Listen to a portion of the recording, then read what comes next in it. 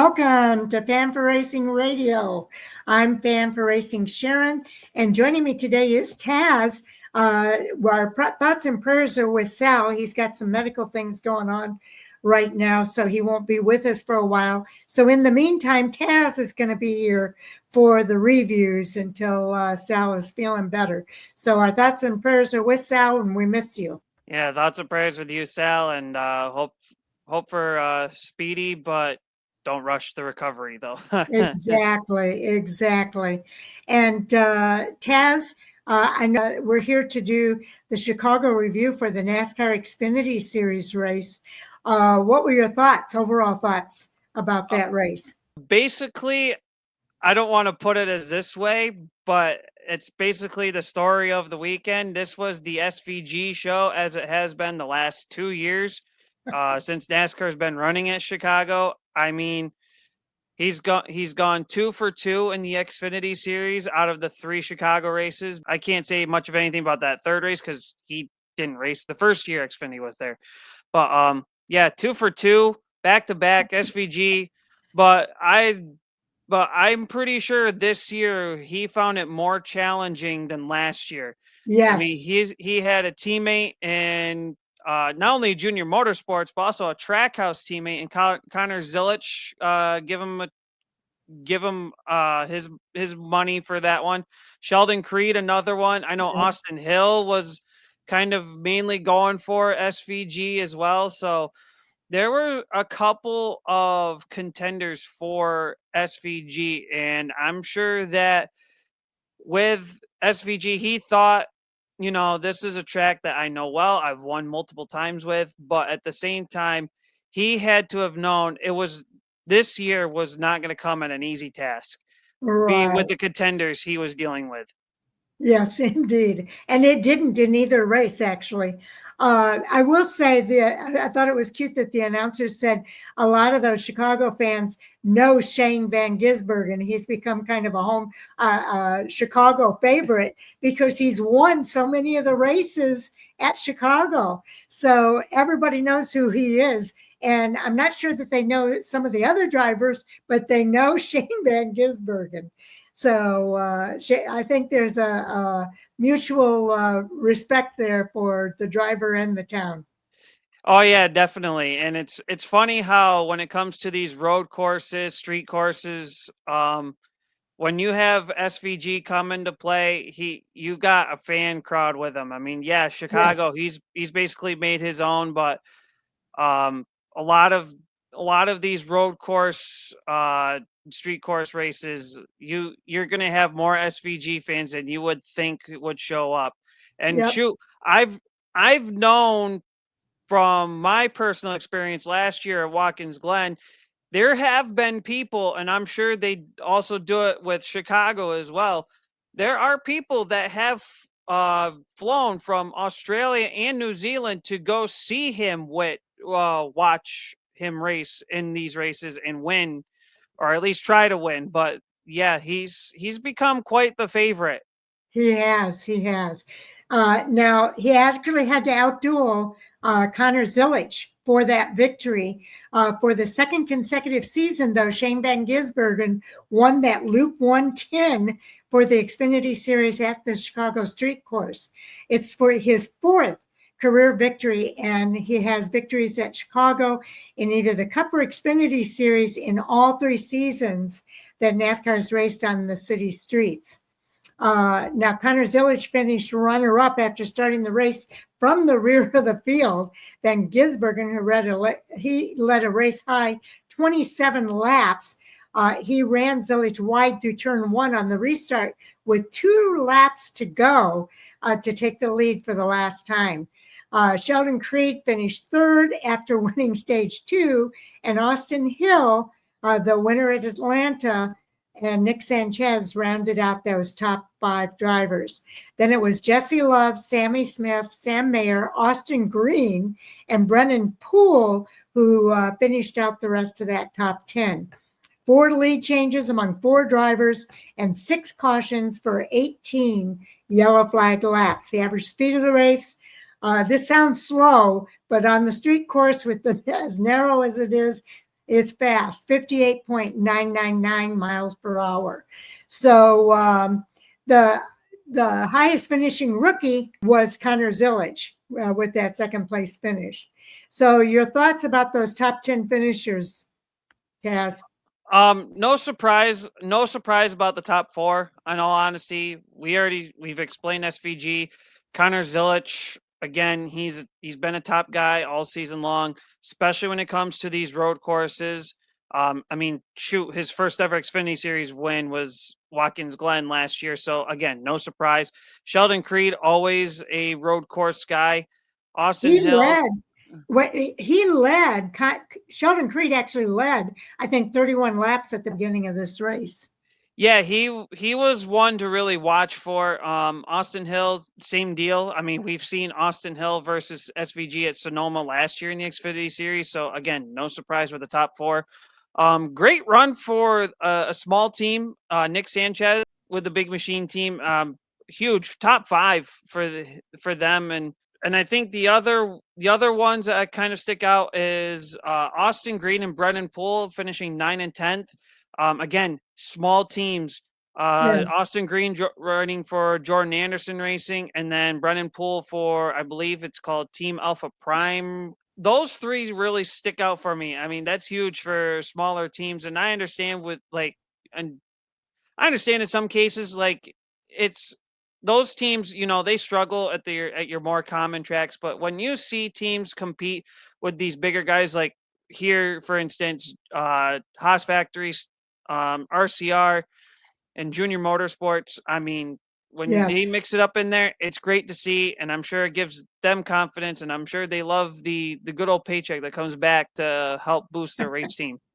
Exactly right. Now, there were a few things that happened for some of the teams. The fastest lap bonus, by the way, went to the number 9 team, and I think that was Shane Van Gisbergen. I think that was his number, yeah. On lap 44 at 90.947. Now, keep in mind, we said the average speed was 58. His lap was 90.947. So that was pretty amazing. And the margin of victory was 0.823 thousandths of a second. So pretty close finish there between those two drivers.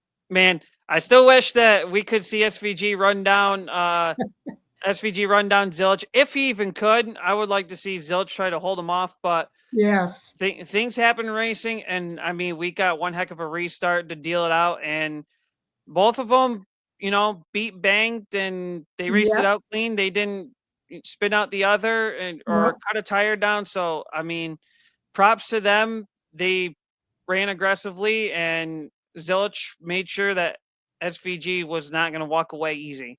I'll tell you, a lot of the guys that are following him are watching and learning because he is so smooth on these road courses with the way he handles his car. It's going to be maybe a few more races, but they're going to learn from him. And I bet you these guys are going to catch up by the time we come back, if we come back. As I say, I'm sure the Xfinity guys are still learning, but I know there's one or two Cup guys when we get to that point that I feel like have actually caught up to him. We'll talk about that. Okay. Now, there were a few guys that it wasn't their favorite day because they ran into some incidences. Ryan Sieg ended up finishing 39th due to an accident on lap 5. So I know he was highly disappointed by that, as was William Sawalich in the number 18 car. He was out on lap 7 because of an electrical issue. It was an engine for Anthony Alfredo that took him out on lap 26. And another electrical issue also on lap 26 for Josh Bilicki. Then it was the DVP policy for Taylor Gray. He was out on lap 38. And an accident for Andre Castro was out on lap 43 because of an accident.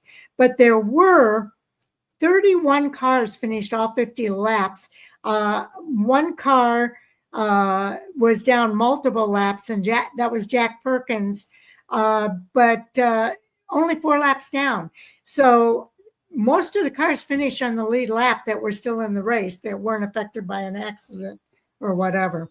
Yeah, it seemed like the cautions helped a lot of these guys out that probably could have been lapped if we stayed under a longer green flag run. But good to see that.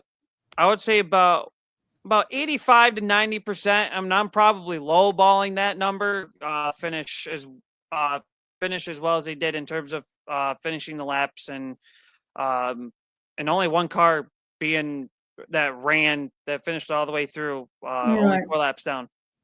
Yeah, that's amazing. Do you want to go ahead and cover the points report?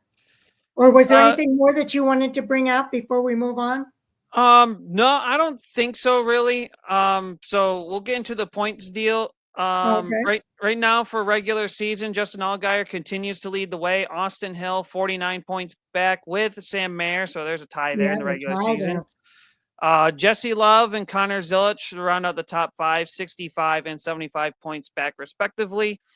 Carson Quapfold, Brandon Jones, Sheldon Creed, who by the way was on the cutoff line, Yes. dead even on the cutoff line coming into Chicago, got major points. So I'm sure that will help his case when we coming down to the last few races of the regular season. He's currently 8th. Nick Sanchez, who had a great top 5 run, as mentioned earlier, 9th in points. Jeb Burton, 10th. Sammy Smith and Taylor Gray are your top 12 for the regular season. Looking at the playoff bubble, again, with SVG winning, nobody got locked in, being SVG's a cup regular. So Yeah. Allgaier, Austin Hill, Connor Zilich, Brandon Jones, Sammy Smith, Jesse Love, and Nick Sanchez, all guaranteed in so far based off of a win. And then you have Sam Mayer, Carson Quapfel. Sam Mayer plus 149 above that cutoff line right now. He's looking pretty stellar. If he doesn't get a win, he'll get in on points by how things look. Carson Quapfel, I think he'll probably want a little bit more of a points cushion, but at least he's got one race to fall back on. If he has a bad day, Sheldon Creed, again, big points day. He's now plus 30 instead of on the cutoff. Yes. Jeb Burton plus 12, Taylor Gray plus 8, which means guys like Harrison Burton minus 8. He's got, hey, he's only a few points out. He's still in it. Yep. Ryan Sieg is pretty much on the same page. He's still in it. He has a little bit of work to do. But guys like Christian Eckes all the way down, they got a one race bubble to work with. So if they make Unless up they can get that if they win. make a point somewhere, then there's relying on a win at this point. That's right. That's right. And you know, the schedule is winding down. I mean, shoot, we got 5 spots left in 7 or 8 races. Yes. So unless you get like multiple wins, I mean, nobody's really guaranteed in other than those multiple win drivers.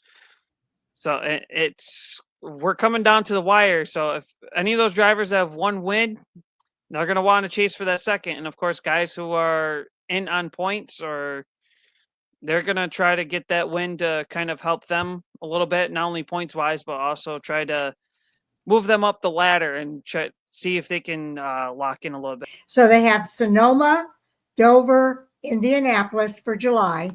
Then in August, it is 4 more races. You've got Iowa, Watkins Glen, Daytona, and Portland.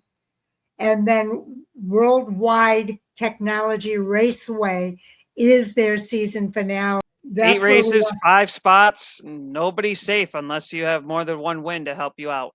That is the truth. That is the truth. Okay, so anything more that you want to mention here about the Xfinity Series before we move on? I think we've about covered it for this week at Chicago. Okay, well, do watch for more coming soon. Taz and I will be back in our next video to review the NASCAR Cup Series race at the Chicago Street Race. And we have a lot to talk about there. So we hope you'll join us. And also at 10 o'clock Eastern time, we're going to have our Hot Topic Sound Off. And Jay Huseman and Chris Crichton will be joining us for that conversation. And we've got quite a list to go on for tonight's topic. So we hope you'll join us in the live chat and tell us what your hot topic thoughts are. And then also, as always, we want to say thank you for tuning in, and thank you to Taz for filling in for Sal during this time. We really appreciate it. And we'll look forward to seeing everybody in the next video. All right. Thank you, everyone, for listening. Take care.